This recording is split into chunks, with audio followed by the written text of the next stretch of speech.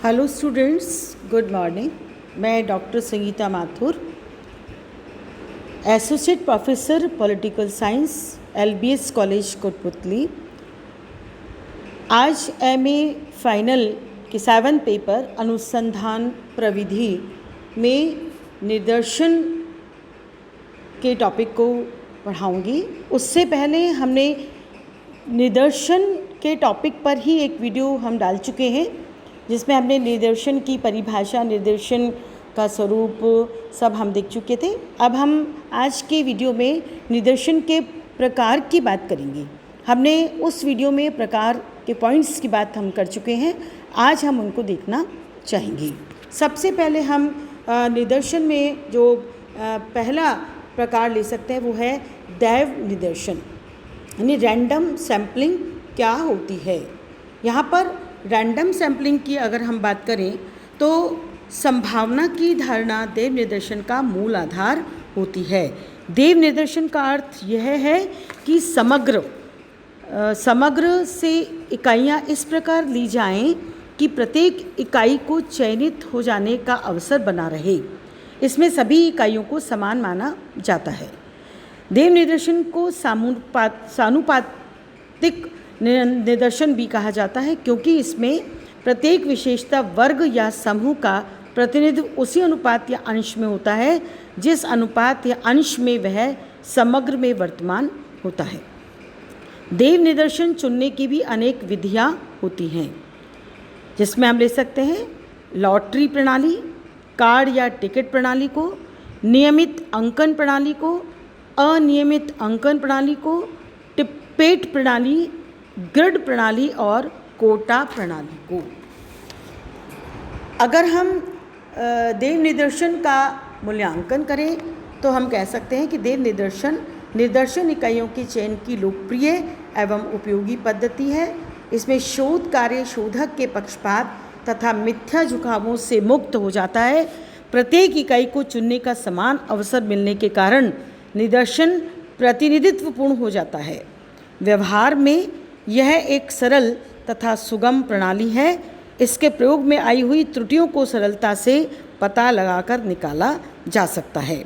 अधिकांशतः राजनीतिक समग्र की इकाइयाँ प्रभाव, शक्ति या सत्ता की दृष्टि से समान नहीं होती। ऐसी स्थिति में सामान्य देव निदर्शन का अधिक उपयोग नहीं हो सकता। इसके पश्चात हम दूसरे निदर्शन की बात करना चाहेंगे प्रकार के तौर पर, वो है सविचार निदर्शन। ऐसा निदर्शन किसी विशेष उद्देश्य को सामने रखकर बनाया जाता है, अतः इसे उद्देश्यपूर्ण, सविचार या प्रयोजन युक्त निदर्शन कहा जाता है। इसके अंतर्गत शोधक समग्र में से सोच विचार कर इकाइयों का चयन करके अपना निदर्शन बनाता है। प्राय शोधकर्ता इकाइयों के लक्षणों से सुपरिचित होता है। वह अपने उद्देश्य को सामने रखकर समग्र से प्रतिनिधित्वपूर्ण इकाइयों का चयन करता है। यहाँ प्रतिनिधित्वपूर्ण इकाई होने का जो तात्पर्य है वो है विषय के अनुरूप होना। सविचार निदर्शन में 3 बातें होती हैं।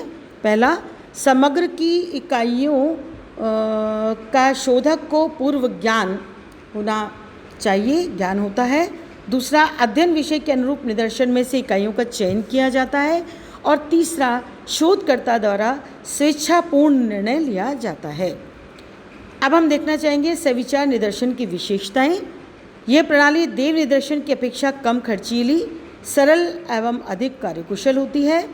दूसरा, हम इसकी विशेषता के तौर पर देख सकते हैं कि राजनीतिक शोध कार्यों के लिए यह अधिक उपयोगी मानी जा सकती है, क्योंकि कतिपय इकाइयाँ अन्य इकाइयों की तुलना में अधिक महत्वपूर्ण होती हैं। इसकी मूल मान्यता यह है कि यदि निदर्शन का चयन अपक्षपात पूर्वक किया जाए तो छोटा निदर्शन भी अधिक प्रतिनिधित्वपूर्ण हो सकता है। अब हम देखेंगे कि सविचार निदर्शन की हमें कौन सी कमियां लगती हैं, क्या हम उसकी आलोचना किस रूप में देख सकते हैं। वैज्ञानिकता एवं सांख्यिकी दृष्टिकोण से उद्देश्यपूर्ण निदर्शन को पक्षपातपूर्ण, निरर्थक तथा अवैज्ञानिक माना गया है। अगर शोधकर्ता को पहले से इकाइयों का ज्ञान है तो अध्ययन करना ही बेकार सिद्ध हो जाता है।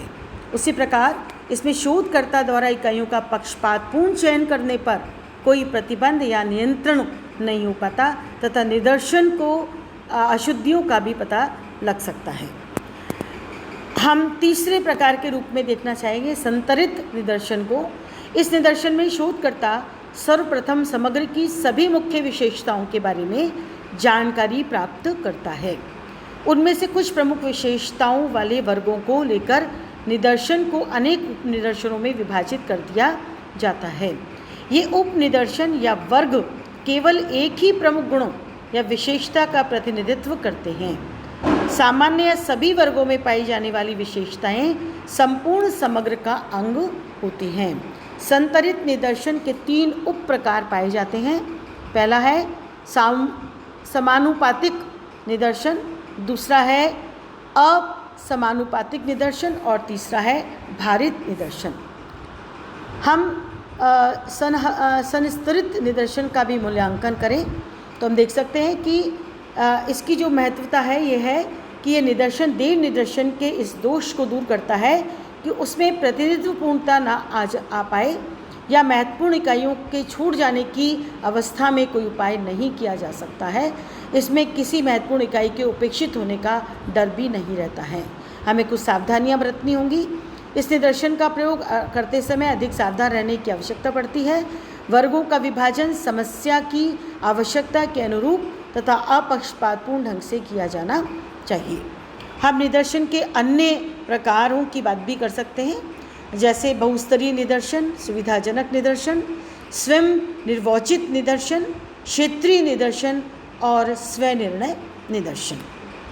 हम इनके विस्तृत विवेचन की तरफ नहीं बढ़ रहे हैं। इसके पश्चात हम देखना चाहेंगे कि निदर्शन से संबंधित हमारे समक्ष कौन सी समस्याएं आती हैं। उन समस्याओं को हम 4 भागों में बांट रहे हैं। पहला आकार की समस्या, दूसरा मिथ्या झुकाव से बचने की समस्या, तीसरा निदर्शन परीक्षण की समस्या और चौथा सामाजिक राजनीतिक मानकों के अध्ययन की समस्या। सबसे पहले हम लेंगे आकार की समस्या। निदर्शन के आकार को प्रभावित करने वाले अनेक कारण होते हैं, जैसे समग्र की इकाइयों की प्रकृति कैसी है, विभिन्न वर्गों की संख्या क्या है, शोध का क्षेत्र और प्रकृति क्या है, साधनों की सुविधा कितनी है क्या है और निदर्शन का आकार क्या है। इसी तरीके से हम दूसरी समस्या मिथ्या झुकाव की भी ले सकते हैं। इसमें कुछ सीमा तक आदर्श निदर्शन को तोड़ मरोड़ कर स्वाभाविक ज्ञान मान लिया जाता है। प्राय कहा जाता है कि इतना तो चलेगा। कई बार स्वयं अध्ययन का विषय समस्या या घटना ही बड़ी उत्तेजना युक्त, जटिल, विविधतापूर्ण तथा विवादास्पद होती है कि उसमें निष्पक्ष रहने पर भी पक्षपात दिखाई देने लगता है। ये इसकी एक समस्या है। उसी प्रकार से विश्वसनीयता परीक्षण की भी समस्या को हम देख सकते हैं। इसके 3 तरीके हैं। पहला समानांतर निदर्शन, दूसरा समग्र से तुलना के आधार पर और तीसरा है निदर्शन का निर्दर्शन कैसे किया जाता है।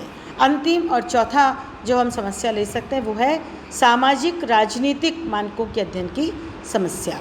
इसमें जिन इकाइयों को निदर्शन में शामिल किया जाता है वे अपने संकुचित क्षेत्र, व्यवहार एवं कार्य को ही समझती हैं, जिसके आधार पर निदर्शन को हम आगे नहीं बढ़ा पाते हैं और वो हमारे लिए एक समस्या बन जाती है। धन्यवाद।